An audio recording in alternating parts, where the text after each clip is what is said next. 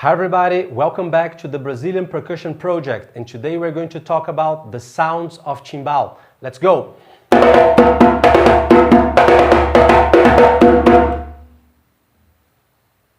So as I've told you guys in the previous videos, timbal is a very interesting and very unique instrument. It is such a unique instrument because with only one instrument we can produce many different sounds. We have a wide range of sounds that can be done here playing the timbal. And this is not a characteristic only of the timbal. In fact, any hand drum, when we're playing hand drums, these drums that we play with our bare hands, we are able to produce low pitch sounds, medium pitch sounds, and high pitch sounds. And we can do that because we can shape our hands, right? And by the shape of our hands and by the way we beat on the head of the instrument, depending on the shape that we made with the hands, we can produce these different sounds.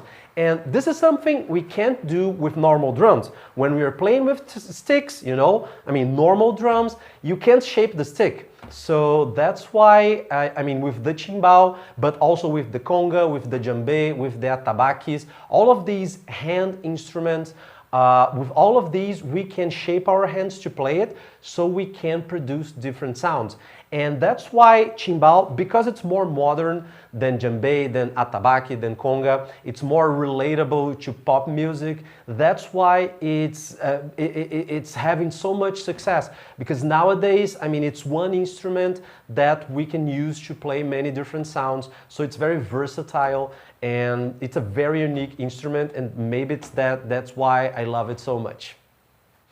All across Brazil, whenever you have a group of people playing percussion, if it's a huge group and they are playing in an organized way, we usually call these groups baterias. If you go to Bahia, if you go to Rio de Janeiro, you're going to find people playing percussion in huge groups, and these groups are called baterias. So that's the name I'm going to be using from now on. And regardless of the style that the bateria is playing, we're always going to have things that are similar. And one of the most important things is that usually the drums that compose a bateria are low-pitch drums and high-pitch drums, and they have different functions in a bateria. Usually the low-pitch instruments, we usually call them surdos, and this is like the low drum in a drum kit.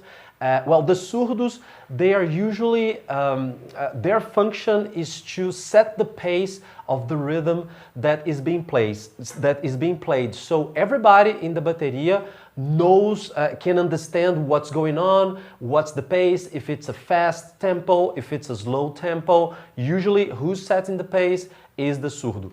And it usually is going to sound like this. 1, 2, 3, 4.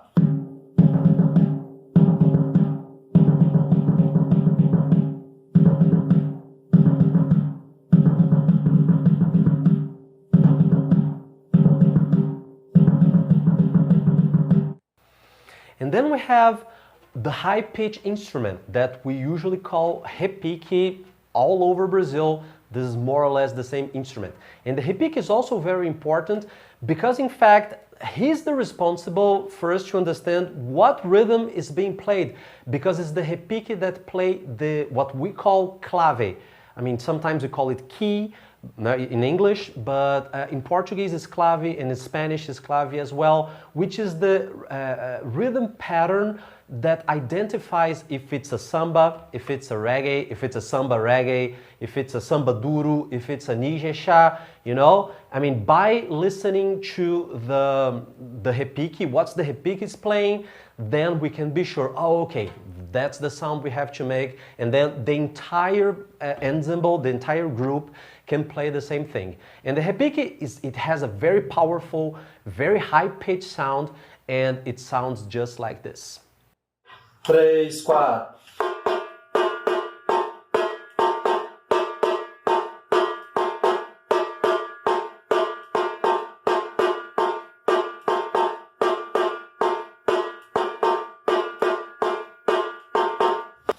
Together, these two instruments that are the core of the Brazilian percussion, the surdo and the repique, they are the most traditional instruments that we have here. Together, they sound just like this. Just for you to know, this rhythm I'm playing with the repique and the surdo is called samba duro. It's something like the hard samba, and it's a very important rhythm that we have in Bahia. 1, 2, 3, 4.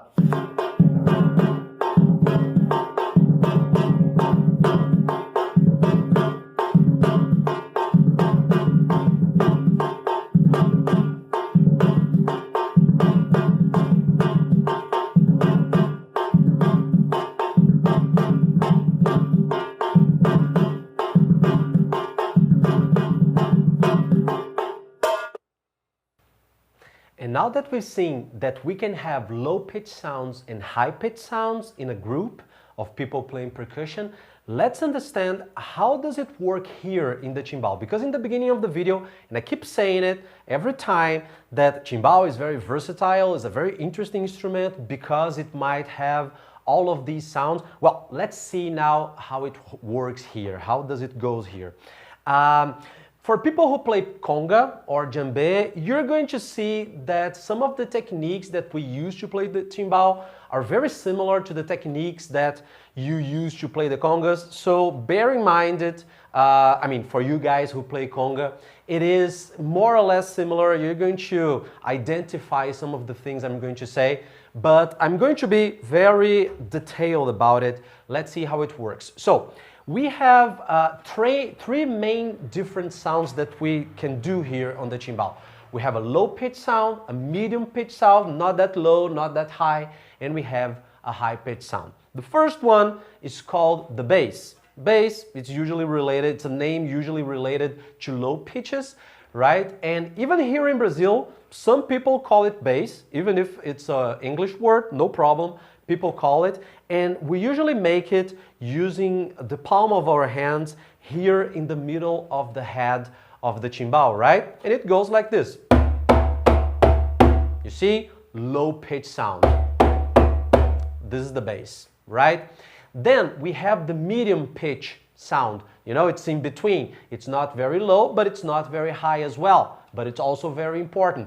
And we call it we don't call it medium, actually we call it border, right? Because we play here on the border, right? And in fact, the most correct name for that, and it's the name that I'm going to be calling it, is the open tone, okay? And it's called open because we usually play it with our hands open like this, you know? And the idea here is that we have to put we have to play this part right on the timbal, and we have to touch everything from here to here. You have to feel it touching here, and the sound goes like this.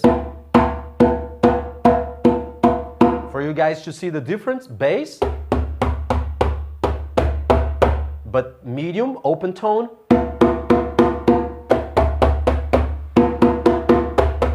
See the difference? There's a difference here between the bass and the open tone. And then this last one is maybe one of the most challenging sounds that we have here with the timbal, which is the slap.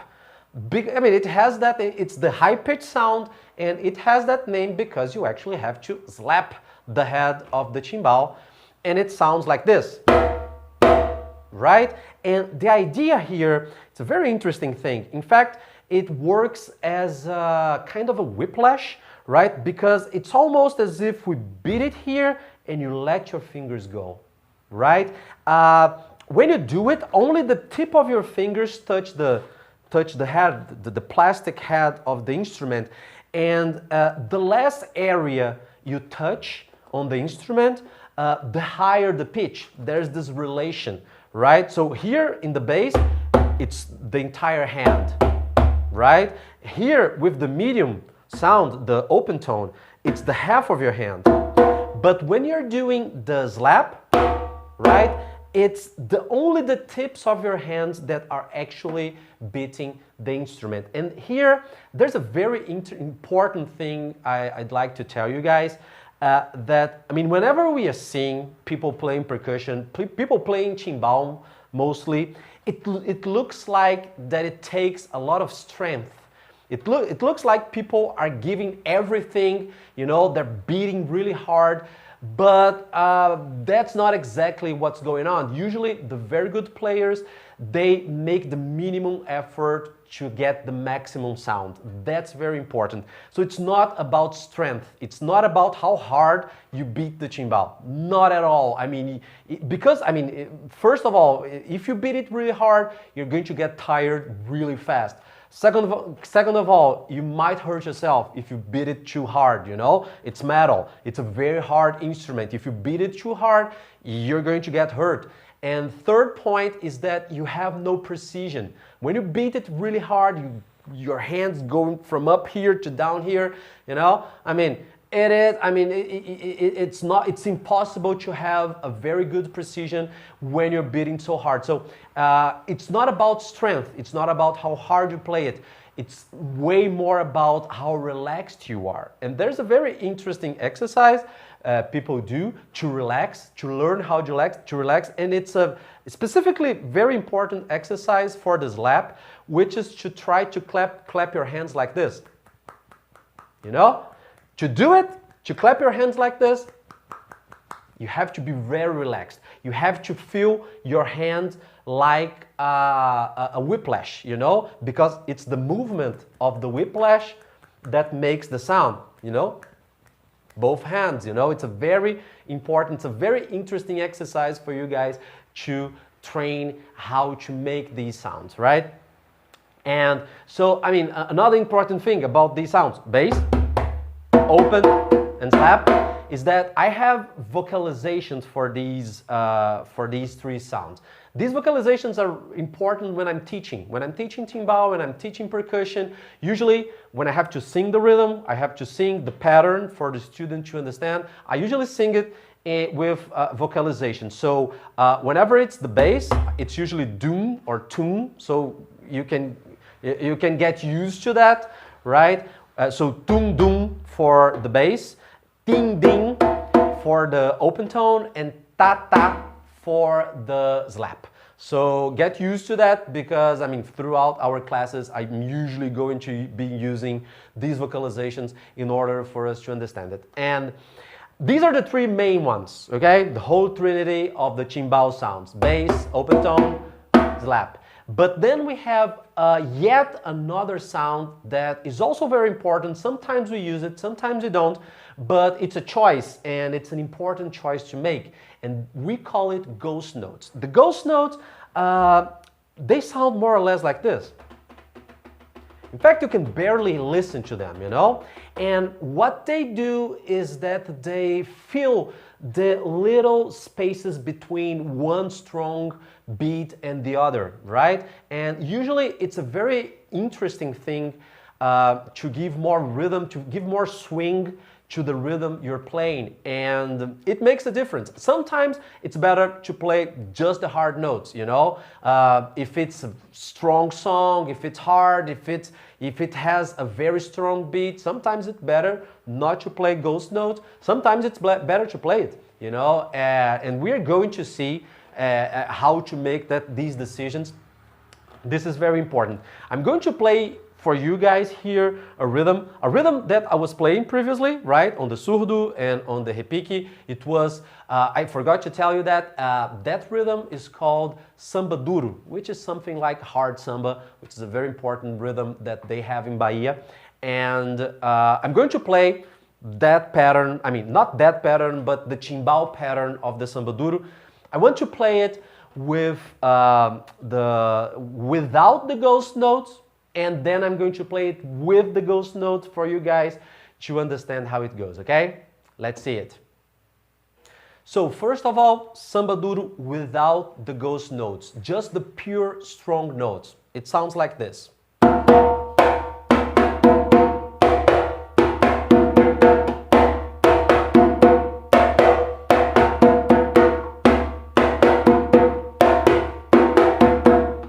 This is the samba duro without the ghost notes. But then we have the samba duro with the ghost notes, and it sounds like this.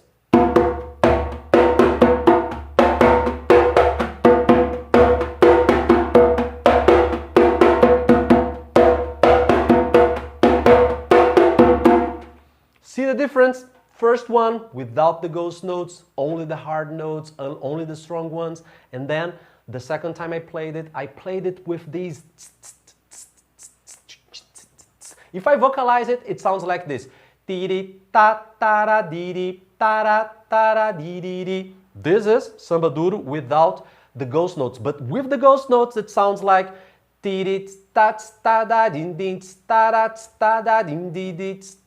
so this is that you can listen between one note and the other. I mean, they fill up the things, they give more spice, they give more swing to the rhythm, and they are usually very important. These are called ghost notes, okay? And these are the sounds that we can make using the timbal, the sounds of timbal, the sounds that make this instrument such a fantastic instrument that I love so much. In upcoming videos, I'm going to be talking about more specifically how to make these sounds more detailed. I'm going to show you, to give a close-up here of how to play it.